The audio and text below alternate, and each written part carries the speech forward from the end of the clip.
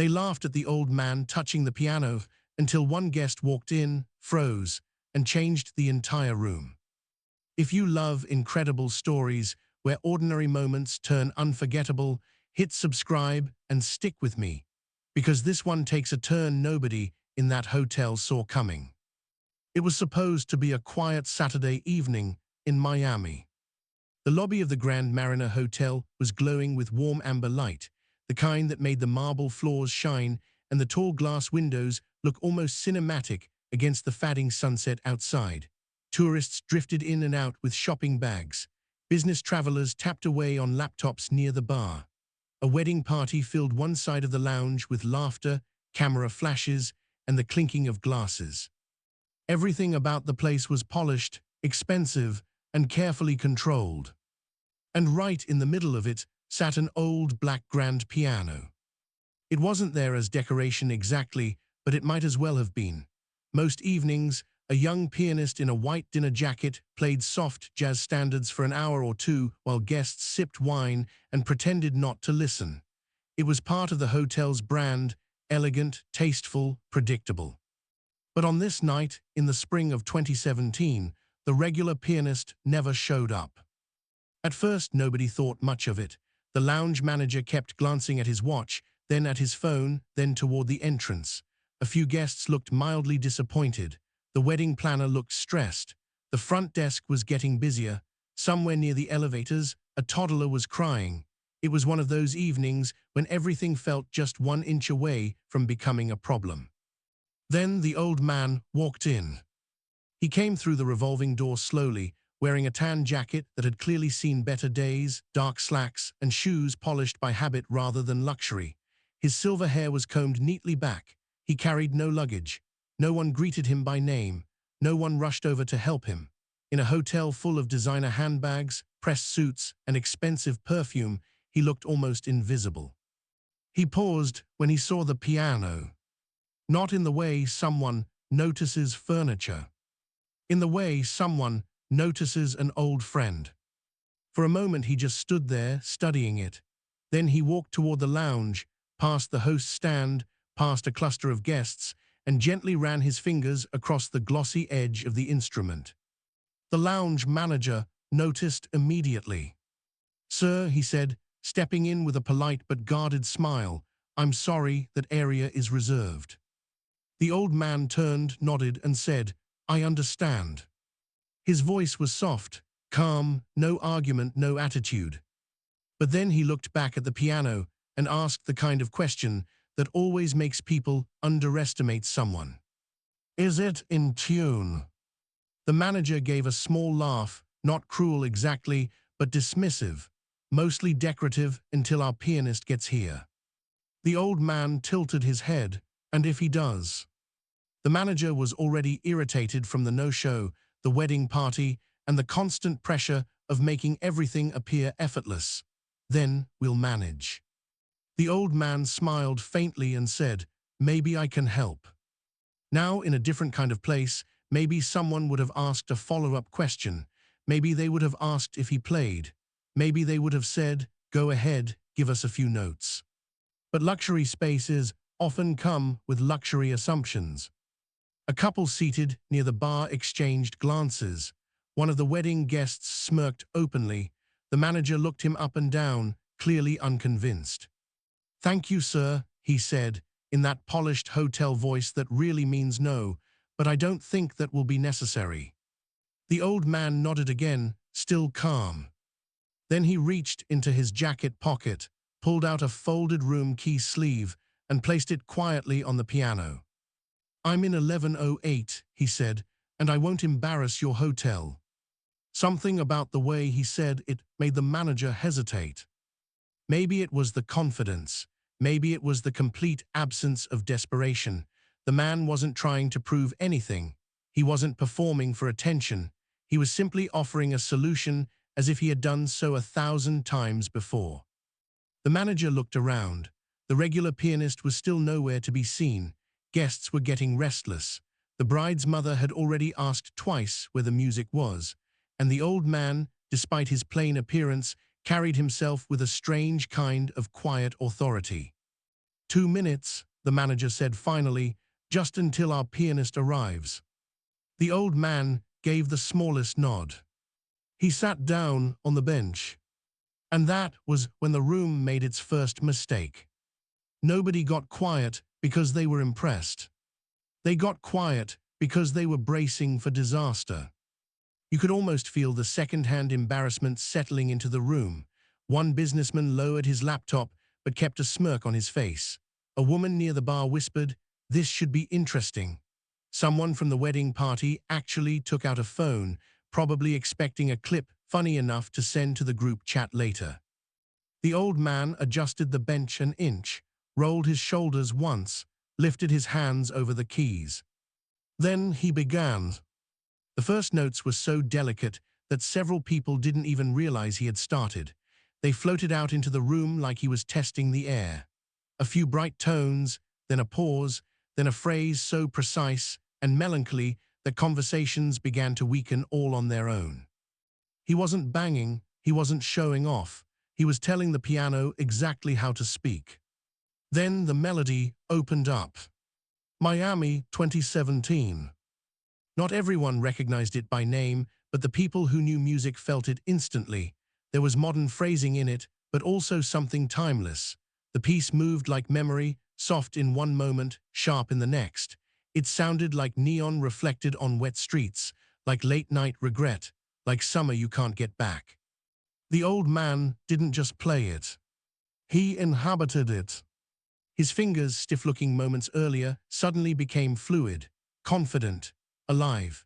The hotel lounge, the clatter of glasses, the murmured conversation, the low background noise of a busy Saturday started to disappear under the gravity of what he was doing.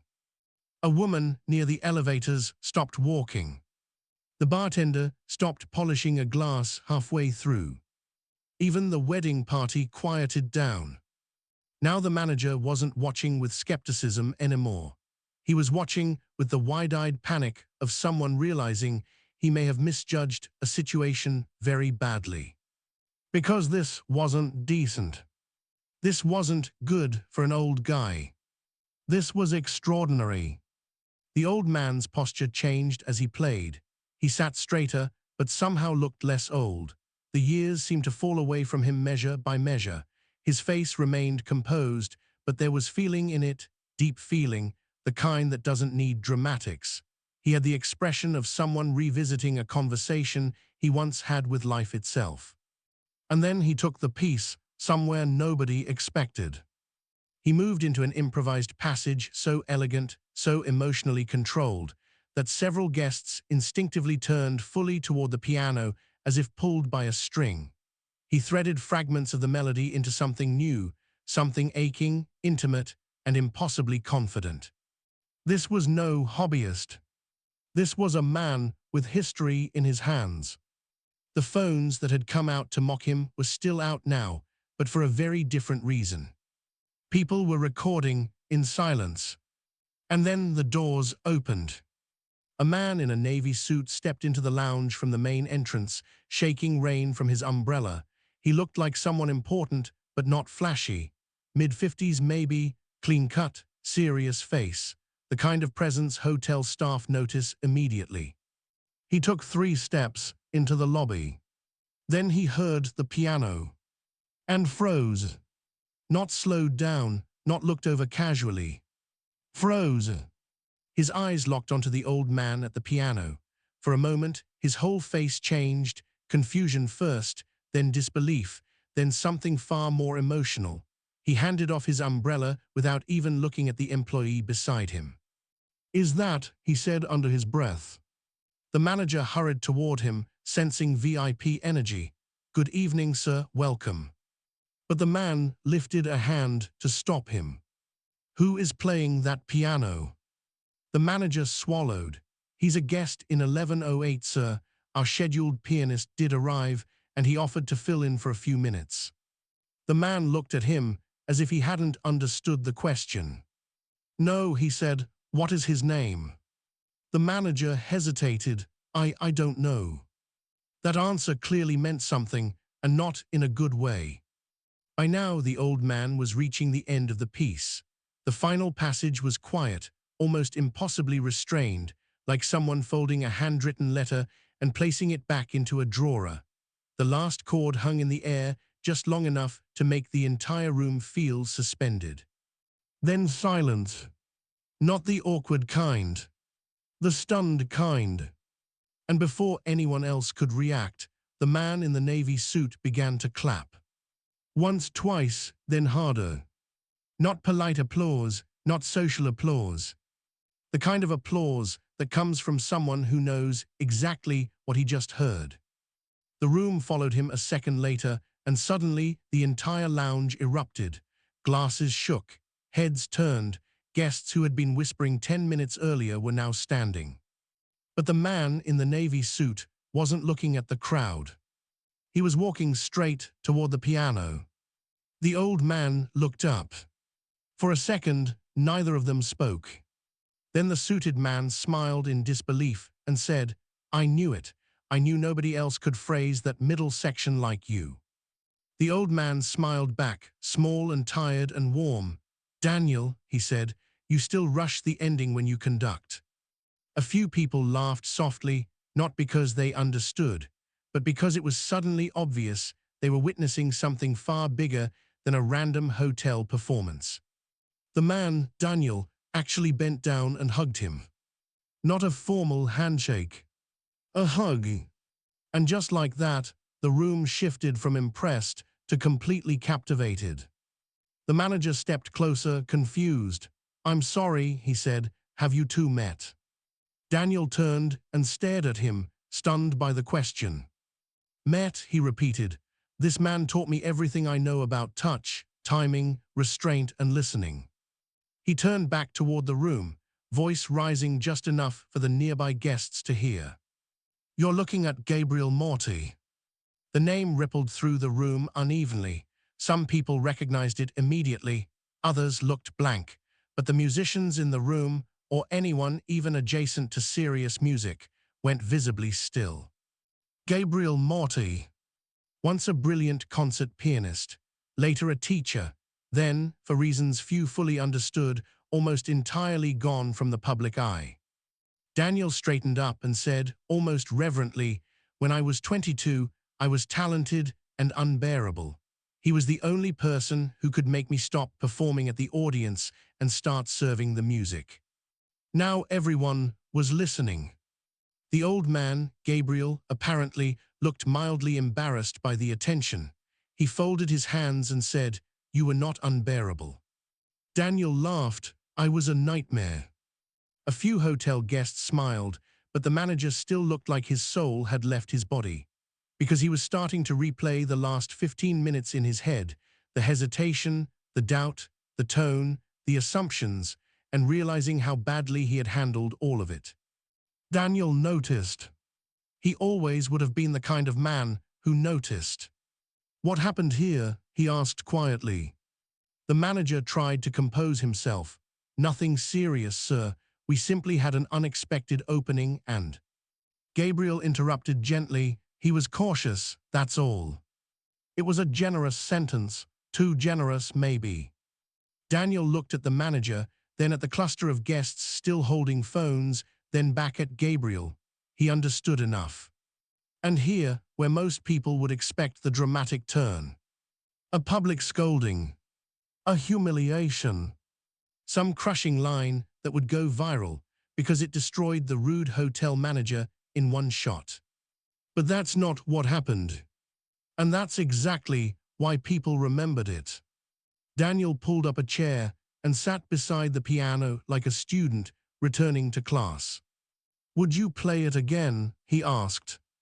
There was something childlike in the question, and something deeply respectful too. Gabriel looked at him for a moment and said, "Only if you listen properly this time." The room laughed, but softly, affectionately. Daniel put a hand on his chest, as if wounded, still strict after all these years. Gabriel turned back to the keys. And for the next 6 minutes, the Grand Mariner Hotel stopped being a hotel. It became a concert hall. Or maybe a chapel. Or maybe just one of those rare places where everybody present understands, all at once, that they are inside a moment they'll tell people about for the rest of their lives. He played Miami 2017 again, but differently this time. Slower at the start, more reflective, more dangerous in the silences. He let the melody breathe until it felt less like a performance and more like a confession. Nobody moved. Staff stood shoulder to shoulder near the bar. A little girl in a flower dress sat cross-legged on the marble floor. A man who had clearly been annoyed earlier now had both elbows on his knees, staring like he was trying to memorize every note. And Daniel, successful, powerful, important Daniel, sat beside the piano looking like a boy hearing truth for the first time. When the piece ended, nobody clapped right away. That's how you know something really landed. People needed a second. Then the applause came, louder than before, but still somehow respectful. No whistles, no shouting, just the sound of a room recognizing excellence and maybe feeling a little ashamed that it almost missed it. Daniel stood and turned toward the crowd. "You know what the tragedy is," he said. "Not that a man like this went unrecognized for 10 minutes. The tragedy is how often people like him go unrecognized everywhere." No one answered. No one needed to. He continued, "We've trained ourselves to respond to packaging, the suit, the title, the introduction, the spotlight. We assume value arrives announced, but sometimes greatness walks in quietly and asks if the piano is in tune." That line stayed with people. Years later, some guests said that was the sentence they remembered most. The manager stepped forward then, visibly shaken. "Mr. Morty," he said, voice tight with embarrassment, "I owe you an apology." Gabriel looked up, calm as ever. The manager swallowed.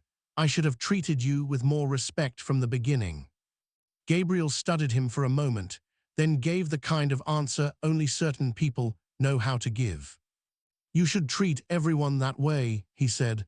"It works much better." No cruelty, no sermon, just truth placed exactly where it belonged. The manager nodded, humbled in a way that seemed real. And then something unexpected happened. Guests began approaching not for selfies, not for spectacle, but to thank him. An older couple said the music reminded them of the year they met. A young pianist at the hotel bar asked, almost shaking, if he could someday learn how Gabriel voiced those left-hand transitions. The little girl in the flower dress asked if the piano was hard. Gabriel told her, "Only when you try to impress people. It gets easier when you try to say something." Daniel laughed so hard that he had to wipe his eyes. Eventually, the crowd thinned, the wedding resumed, the bar reopened its rhythm, luggage rolled across the lobby again, but nothing felt quite the same anymore. The room had been corrected somehow, recentered. Daniel stayed with Gabriel in the lounge for over an hour. They talked about music, age, memory, and the strange cost of disappearing from public life. Some guests caught fragments of it. That Gabriel had once mentored some of the finest players Daniel had ever known. That he had walked away from concert touring after his wife died. That he still played every morning, even if no one was there to hear it. That he had come to Miami for a medical appointment and checked into the Grand Mariner only because it was close to the clinic. No entourage, no announcement, no grand return. Just a room, a piano, a chance moment. But maybe the most powerful part of the whole story came as Daniel was leaving. He turned to the manager and said, "Please make sure the gentleman in 1108 has whatever he needs during his stay." The manager nodded quickly, "Of course." Daniel shook his head. "No," he said gently, "not because of who he is, because that should have been true before you knew." That landed too. Maybe harder than the applause did. Because by then, everyone understood this story was no longer just about music. It was about what people reveal when they think someone ordinary is standing in front of them. It was about how quickly we sort people, rank them, and decide what they're worth based on clothes, age, posture, confidence, or the lack of it. And it was about how embarrassing it can be when talent, wisdom, or dignity shows up in a form we weren't prepared to admire. Gabriel finished his tea, stood slowly, and thanked Daniel for listening. Daniel replied, "I've been trying to catch up ever since I met you." Then the old man returned to the elevator, alone, just as quietly as he'd arrived. No dramatic exit, no demand, no revenge. Just grace. And somehow that made the story even bigger. Because people expected him to punish the room for doubting him. Instead, he gave the room a gift. A reminder. Maybe the best ones always do. By the next morning, clips from the performance had spread online. Guests had posted short videos with captions like "Old man at hotel piano shocked everyone," and "You never know who's in the room." Some recognized Daniel, some identified Gabriel, some argued in the comments about whether moments like that can still happen in places built on appearances. But the people who were actually there all agreed on one thing. The video didn't fully capture it. It couldn't capture the silence before the first note. It couldn't capture the smugness that slowly turned into awe. It couldn't capture the look on Daniel's face when recognition hit him. And it definitely couldn't capture what it felt like when an entire room realized it had almost dismissed genius because genius arrived wearing an old jacket and sensible shoes. That's what made the moment unforgettable. Not just that he played beautifully, but that he didn't need the room's approval to begin. He sat down and played anyway. There's a lesson in that, whether you care about piano music or not. Some people spend their whole lives waiting for the perfect introduction, the right platform, the formal invitation, the visible stamp of credibility. They think the world has to recognize them first before they can offer what they have. But the old pianist in Miami didn't wait for recognition. He waited for the keys. And when they were there, he spoke. So the next time someone looks too ordinary, too old, too quiet, too plain, too unfashionable, or too easy to overlook, remember that hotel lobby. Remember how wrong the room was. Remember how fast judgment collapsed once truth had a microphone. And remember this: the loudest people in the room are not always the most important. The best people often arrive with no introduction at all. If this story stayed with you, subscribe to the channel for more powerful, human stories like this one. And tell me in the comments, have you ever seen someone completely underestimated and then watched them prove everyone wrong without saying much at all? Because those are the moments people never forget.